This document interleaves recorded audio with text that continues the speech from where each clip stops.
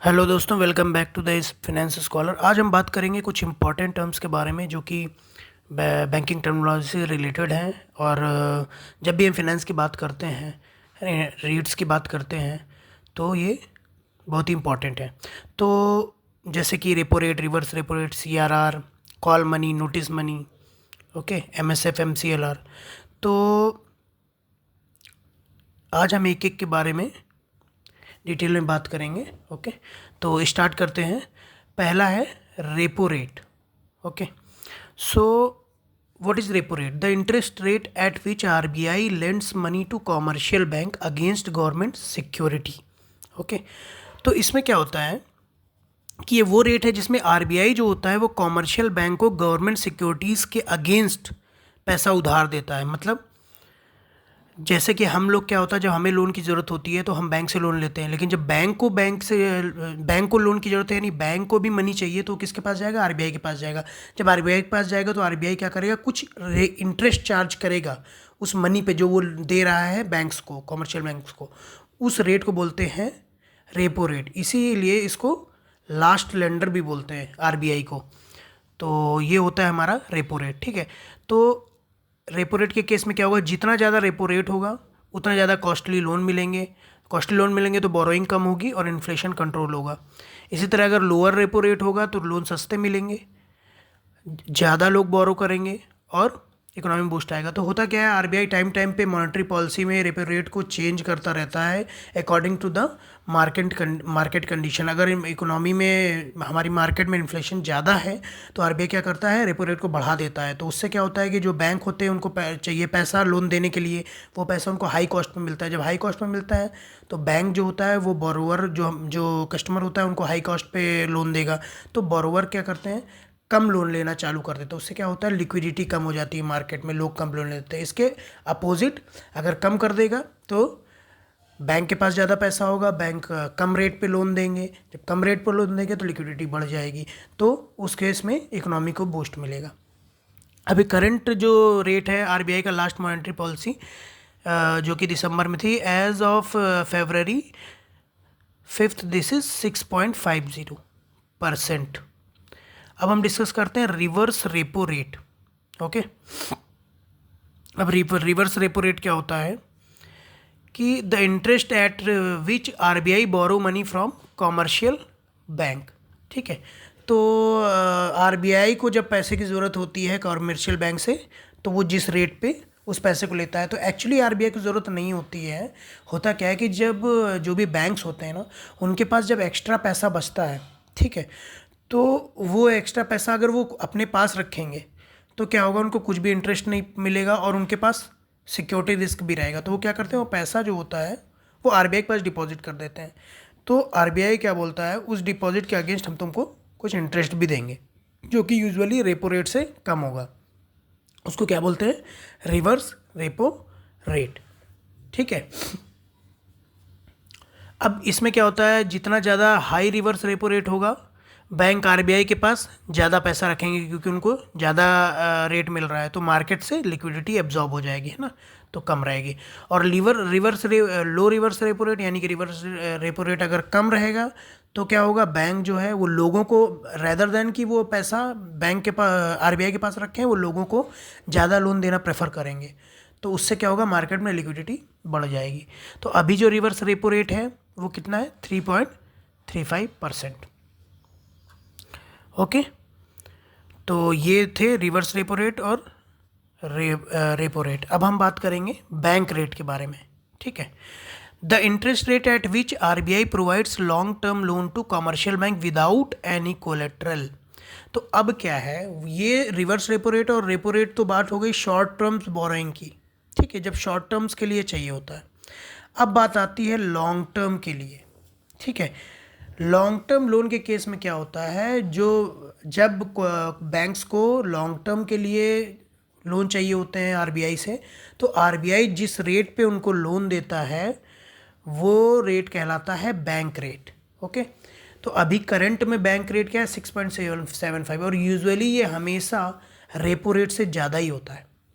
तो अगर bank rate अगर बढ़ेगा, यानी आरबीआई अगर मॉनेटरी पॉलिसी में बैंक रेट को बढ़ाता है, तो लोन एक्सपेंसिव हो जाएंगे और इन्फ्लेशन कंट्रोल में रहेगा, ठीक है, जैसा कि रेपो रेट के केस में था। वैसे ही अगर बैंक रेट कम रहेगा तो लोन चीपर हो जाएंगे, क्योंकि बैंक्स को जो लोन मिलेगा वो चीप रेट में मिलेगा, तो इकोनॉमी को बूस्ट मिलेगा, ठीक है। तो रेपो रेट और बैंक रेपो रेट में क्या होता है, रेपो रेट होता है शॉर्ट टर्म के लिए और बैंक रेट होता है लॉन्ग टर्म के लिए। और बैंक रेट के केस में विदाउट एनी कोलेट्रल लोन मिलता है, और रेपो रेट के केस में कुछ गवर्नमेंट सिक्योरिटीज़ जो है एज अ सिक्योरिटी रखनी पड़ती है बैंक्स को आरबीआई के पास। नेक्स्ट हम मूव करते हैं कैश रिजर्व रेशियो।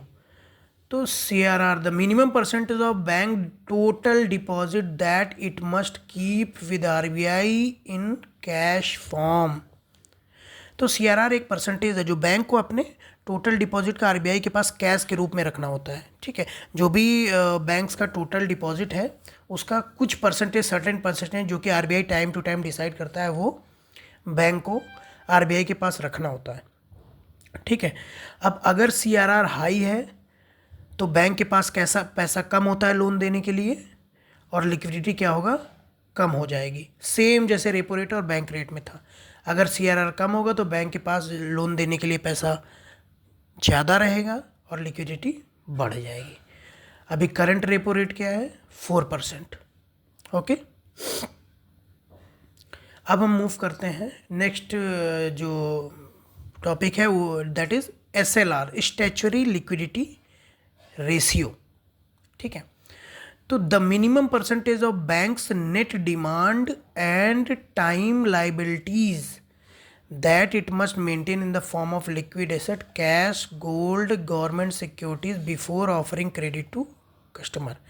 तो इसमें क्या होता है, SLR में मिनिमम परसेंटेज जो है, जो भी बैंक का नेट डिमांड है और टाइम लाइबिलिटीज़ हैं, इनका एक सर्टेन परसेंटेज बैंक को अपने पास मेंटेन रखना होता है। उसके बाद जो बचता है उसी को बैंक ऑफर कर सकता है as a loan to customer. तो ये परसेंटेज किस फॉर्म में रखना होता है, लिक्विड एसेट जो कैश, गोल्ड और गवर्नमेंट सिक्योरिटी। तो CRR के केस में क्या था, आरबीआई के पास रखना होता है कैश में, और SLR में क्या होता है, अपने पास ही बैंक को रखना होता है। जो भी उसका net demand and time liability है उसका सर्टेन परसेंटेज किस वे में, किस एसेट में, कैश में, गोल्ड में और गवर्नमेंट सिक्योरिटी में, किसी में भी वो रख सकता है। अब इसमें क्या है कि जितना ज़्यादा SLR होगा तो बैंक के पास लोन देने के लिए पैसा कम आएगा और लिक्विडिटी कम रहेगी, सेम जैसा कि CRR और बैंक रेट में था। उसी के अपोजिट अगर SLR कम रहेगा तो बैंक के पास ज़्यादा लोन देने के लिए पैसा रहेगा, क्योंकि उसको कम मेंटेन करना पड़ेगा एज SLR, तो वो क्या करेगा, ज़्यादा लोन प्रोवाइड करेगा, इकोनॉमी को बूस्ट मिलेगा। अभी करंट SLR क्या है, 18%। अब हम मूव करते हैं, जो नेक्स्ट टॉपिक है हमारा, मार्जिनल स्टैंडिंग फैसिलिटी, MSF। तो emergency borrowing facility for bank where they can borrow overnight fund from RBI at higher rate than repo rate. तो इसमें क्या होता है कि जैसे अब एक इमरजेंसी फ़ंड की ज़रूरत है ना, अभी आज ही लोन चाहिए ओवरनाइट के लिए ना, एक दिन के लिए, तो क्या होगा कि बैंक जो है वो आरबीआई के पास जाएगा और बोलेगा कि भाई हमको एक दिन के लिए लोन चाहिए, ओवरनाइट लोन चाहिए, है ना।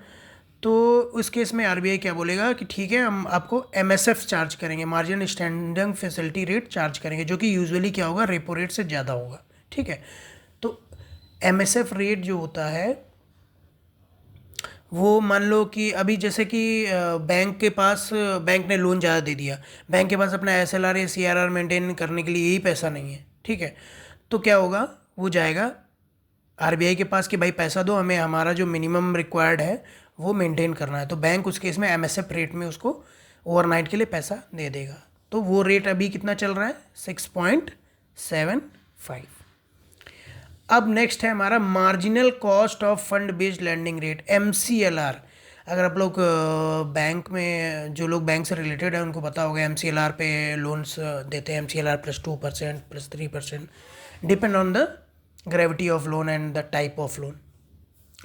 तो MCLR होता क्या है, MCLR is the minimum landing rate below which bank can not land accept in special case. तो MCLR क्या था, पहले क्या होता था कि बैंक जो होता था वो बेस रेट को यूज़ करता था, ठीक है, उसमें भी कुछ प्रॉब्लम्स थी। तो होता क्या था कि बैंक में जो बैंक देता था लोन, उसमें यूनिफॉर्मिटी नहीं थी। तो किसी बड़े कस्टमर को बहुत ही सस्ता लोन मिल जा रहा है ना, और कुछ जेन्युइन जो छोटे कस्टमर हैं उनको महंगा लोन मिल रहा है ना, या फिर कहीं पे भी इंटरेस्ट रेट बहुत ज़्यादा, मतलब उसको एक तरह से यूनिफाई करना या लगभग लगभग मेंटेन रखना बहुत टफ था। तो फिर आरबीआई 1 अप्रैल 2016 को क्या लाया, MCLR लेके आया। उसने बेस रेट को रिप्लेस कर किया through faster transmission of interest rate changes. तो जो भी इंटरेस्ट रेट चेंज हो रहा है उसको एक तरह से मेंटेन रखना, ठीक है। और ये किस पे मेंटेन होता है, ये मतलब ये बेस्ड किन पे होता है, MCLR जो बेस्ड होता है वो होता है बैंक के फंड की कॉस्ट पे, कि बैंक का जो फंड है, जो बैंक के पास फंड है उसकी कॉस्ट क्या है ना। तो उसके बेसिस पे जो NIM होता है, नेट इंटरेस्ट मार्जिन, यानी कि जो बैंक के पास पैसा बैंक जो ले रहा है और बैंक जितने भी लोन दे रहा है उसके बीच का मार्जिन क्या है, प्रॉफिट क्या है ना, वो सारी चीज़ों को मेंटेन रखना है। इसलिए क्या यूज़ होता है, MCLR कैलकुलेट कैसे होता है, मार्जिनल कॉस्ट ऑफ फंड, यानी कि जो फंड है उसकी कॉस्ट क्या है, जो CRR है उसमें क्या नेगेटिव कैरी है, और ऑपरेटिंग कॉस्ट क्या है बैंक का, और टेन्योर प्रीमियम क्या है। ये सारी चीज़ों को ऐड करने के बाद आपका बनता है MCLR, ठीक है।